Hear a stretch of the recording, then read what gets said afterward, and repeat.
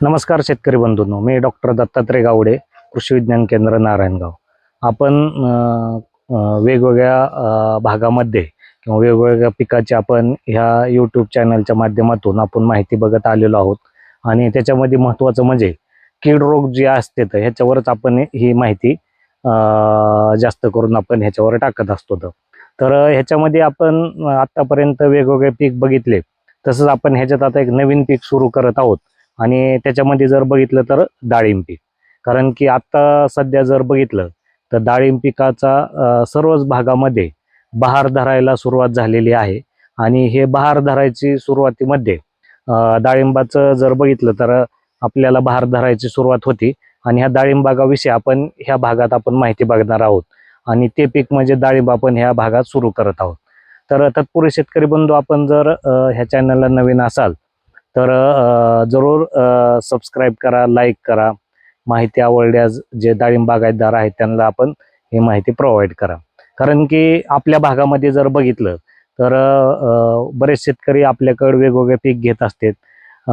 जसं मी अगोदरचे काही पिकं त्याच्या टाकलेले आहेत. मग त्याच्यामध्ये टोमॅटो असू, कांदा असू, त्याचबरोबर सोयाबीन असू, त्याचबरोबर आंबा असू, आणि आता आपण डाळिंबातलं कीड रोगाचं बघू. तर जर शेतकरी बंधूंनी असा डाळिंबाचा बाग पकडलेला असला आणि ह्या अवस्थेत किंवा आघाडी पकडलेली असली तर त्या अवस्थेमध्ये ह्या डाळिंबावर मोठ्या प्रमाणात किडीचा असो किंवा रोगाचा प्रादुर्भाव होतो. आणि त्यातलं आपण ह्या भागात जे महत्त्वाचं बघणार आहोत त्यामध्ये रस शोषणाऱ्या ज्या किडी आहेत ह्याच्यावर आपण माहिती ह्या भागात बघणार आहोत. तर त्याच्यामध्ये असे ज्यावेळेस म्हणजे कळी पकडतं किंवा नवीन आघाडी पकडतं त्यावेळेस ह्याच्यावर रस शोषणाऱ्या किडीमध्ये महत्त्वाच्या जर बघितल्या तर आपल्याला एक 2-3 किडी महत्त्वाच्या दिसतात. आणि आपल्या भागातला किंवा ह्या भागातला जर विचार केला तर त्याच्यामध्ये जर बघितलं तर म्हणजे ॲफिड किंवा त्याला मावा सुद्धा आपण काही भागामध्ये म्हणतो. त्याचबरोबर एक फुलकिडे सुद्धा काही भागामध्ये दिसतात, म्हणजे थ्रिप जे आहेत ते. त्याचबरोबर काही भागामध्ये जर बघितलं तर पांढरी माशी, पण त्याचा फार कमी प्रमाणात आपल्याला प्रादुर्भाव दिसतो.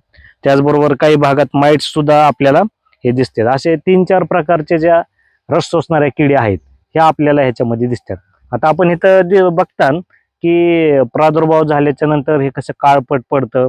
आता इथं तुम्हाला दिसन काळा मावा आहे, ॲपिड आहेत, किंवा काही ह्याच्या थ्रिप्स सुद्धा दिसते. आणि ह्या प्रादुर्भाव असा तुम्हाला बघता येईल. आणि मग त्याच्यामुळे ही अशी जी कळी आहे ही वाळलेली सुद्धा अशी दिसते बघा ह्याच्यात. म्हणजे जर प्रादुर्भाव जास्त झाला तर आपल्याला ही कळी अशी वाळून तुटते सुद्धा. आणि सगळं हे काळपट दिसतं. त्याचबरोबर इथं दिसन आपल्याला की ह्या रस शोषणाऱ्या किडीमुळं हा प्रादुर्भाव झाल्यावर हे काही चिकट द्रव्य स्रावतात. आणि तो चिकट द्रव्य स्रावला की मग त्या पानावर असं काळपट असं जे आहे हे तयार झालेलं दिसतं. आणि मग त्याच्यावर काळी बुरशी सुद्धा येते. तर ती कॅप्नोडियम नावाची बुरशी आहे, म्हणजे सॅप्रोफायटिक बुरशी असलेली. आणि त्याच्यामुळे आपल्या ज्या झाडाचे पानं आहेत हे पूर्ण काळपट पडते. म्हणजे हा कुठला रोग वगैरे म्हणजे असल्यासारखाच आहे, पण तो प्रायमरी त्याचं जे इन्फेक्शन आहे हे रस शोषणाऱ्या किडीमुळं होतं. म्हणजे रस शोषणाऱ्या किडी मी ज्या तुम्हाला सांगितल्या, म्हणजे मावा, तुडतुडे, मावा असो, ॲपिड असो, किंवा फुलकिडे असो, किंवा पांढरी माशी असो, ह्या किडीमुळे काय होतं की त्याच्यावर जे रस शोषणारा आहे हे रस शोषणारे त्याच्यावर एक चिकट द्रव्य सावतात. आणि त्याच्यावर हा सॅप्रोफायटिक जी कॅप्नोडियम किंवा काळी बुरशी आहे ही त्याच्यावरती डेव्हलप होते. आपल्याला हे महत्त्वाचं एक लक्षात पहिल्यांदा घेणं गरजेचं आहे की आपल्याला हे असे सिम्पटम दिसले किंवा ह्या स्टेजला आपल्याला व्यवस्थितरित्या म्हणजे यायच्या ह्या पिरियडला आपल्याला त्याचं व्यवस्थितरित्या हे करणं गरजेचं. आता एक लक्षात घेणं गरजेचं आहे की ज्यावेळेस फुलं उमलतात त्यावेळेस आपल्याला ह्याच्यावर कीटकनाशक फवारताना एक काळजी घेणं गरजेचं आहे. कारण की त्या पिरियडला आपल्याला ह्याच्यामध्ये मधमाशीने पॉलिनेशन सुद्धा झालं पाहिजे. मग हे पॉलिनेशन मधमाशीने जर व्यवस्थितरित्या झालं तरच आपल्याला ह्याचं उत्पादन चांगल्या पद्धतीने आपल्याला आलेलं दिसून येऊ शकतं. आणि जर रासायनिक कीटकनाशक वापरले तर आपल्याला ह्याच्यावर पॉलिनेशन व्यवस्थित होणार नाही. आणि मग मधमाशा सुद्धा ह्याच्यावर बसणार नाहीत. आणि मग आपली जी फळधारणा आहे ही आपल्याला व्यवस्थित झालेली दिसणार नाही. तर मग ह्याच्यासाठी आपल्याला मग फुलं उमलायच्या अगोदर किंवा जी पालवी ती त्यावेळेस काही तुम्ही कीटकनाशक फवारू शकतात. मग त्याच्यामध्ये जर बघितलं तर आपल्याला इमिडाक्लोपिड आहे 0.3 मिली प्रति लिटर, किंवा डायमिथॉइड आहे 0.06%. आपण जर तसंच बघितलं तर जर आपण जसं सांगितलं 0.6 मिली, किंवा स्पिनोसॅड सुद्धा आहे 45 ECचं 0.25 मिली प्रति लिटर, किंवा थायमिथॉक्झिम 25 WG 0.3 ग्रॅम प्रति लिटर. ॲसिपेट आहे 75 SPचं 1 ग्रॅम प्रति लिटर.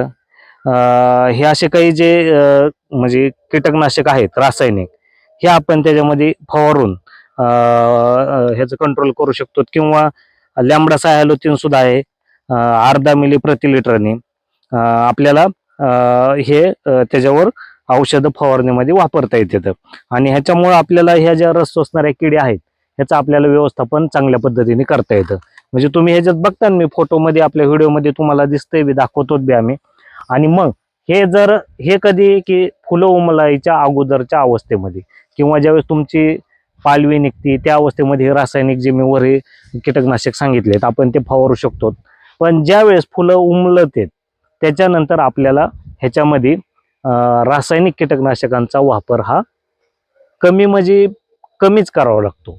तो बी मला वाटतं निग्लिजिबल केला तरी बी सगळ्यात चांगलं, कारण की त्या पिरियडला आपल्याला मधमाशीचं सुद्धा संरक्षण झालं पाहिजे.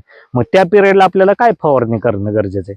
मग त्याच्यामध्ये आजारडिच्चिन एक आहे 3000 ppmचं, आपण 1 ते 1.5 मिली प्रति लिटर पाणी, किंवा निंबोळी आर्क 5% 5 मिली प्रति लिटर पाणी, किंवा निंबोळी ऑइल जे आहे निंबोळी ऑइल हे तुम्ही 1000 ppm 3000 ppm किंवा 10,000 ppmचं जे असं द्राव हे कीटकनाशक, हे आपल्याला 1 मिली किंवा 1.5 मिली, म्हणजे तुमच्या झाडाच्या ह्याच्यावर कशा पद्धतीने प्रादुर्भाव आहे त्याच्यानुसार आपल्याला ह्याचा वापरू शकतात. किंवा काही बाकीचे जे जैविक जे कीटकनाशक आहेत ह्याचा सुद्धा आपण ह्याच्यामध्ये वापर करू शकतो.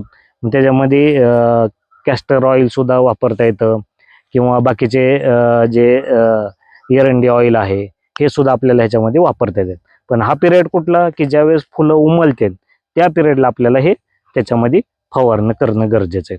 पण फुलं यायच्या अगोदर चांगली किंवा हे असताना आपल्याला त्या पिरियडला रासायनिक कीटकनाशकांचा वापर करून ह्या किडी आपल्याला ह्याचं व्यवस्थापन करता येतं.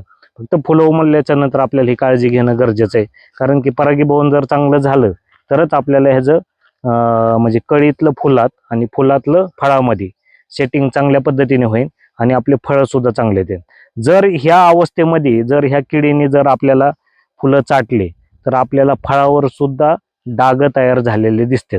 त्याच्यामुळं आपल्याला एक काळजी पहिल्यांदाच घेणं गरजेचं आहे की ह्या फुलं अवस्थेत किंवा ह्या कळी अवस्थेत असतानाच आपल्याला ह्या रस शोषणाऱ्या किडीचा प्रादुर्भाव ह्या चांगल्या पद्धतीने आपल्याला व्यवस्थापन झालंच पाहिजे, तरच आपल्याला ह्याचं व्यवस्थापन करता येईल. की तुम्हाला इथं आता सॅम्पलमध्ये तुम्ही बघितलं सुद्धा आणि इथं सुद्धा बघता की आपल्याला ह्याच्यात जर असे रस शोषणाऱ्या किडी झालेल्या असल्या आणि त्या जर ह्या फुलाच्या तिथं किंवा दांड्यापाशी जर त्याने म्हणजे चाटलेलं असलं, ज्यावेळेस फळ तयार होतं त्यावेळेस आपल्याला त्याच्यावर ते काळपट डाग किंवा असे वेगवेगळ्या कलरचे डाग आपल्याला पडलेले दिसते. आणि मग त्या फळाची मार्केटेबल जी क्वालिटी आहे ती चांगली राहत नाही. त्याच्यामुळे त्या अवस्थेनुसार शेतकरी बंधूंनी डाळिंब पिकातील व्यवस्थापन हे व्यवस्थितरित्या केलं पाहिजे. रासायनिक कीटकनाशक कधी वापरायचे, जैविक कीटकनाशक कधी वापरायचे, हा आपल्याला व्यवस्थितरित्या जर हे केलं तर आपल्याला चांगल्या पद्धतीने डाळिंबाचं म्हणजे फळातलं चांगल्या पद्धतीने उत्पादन येईल आणि चांगल्या पद्धतीने रिझल्ट होईल.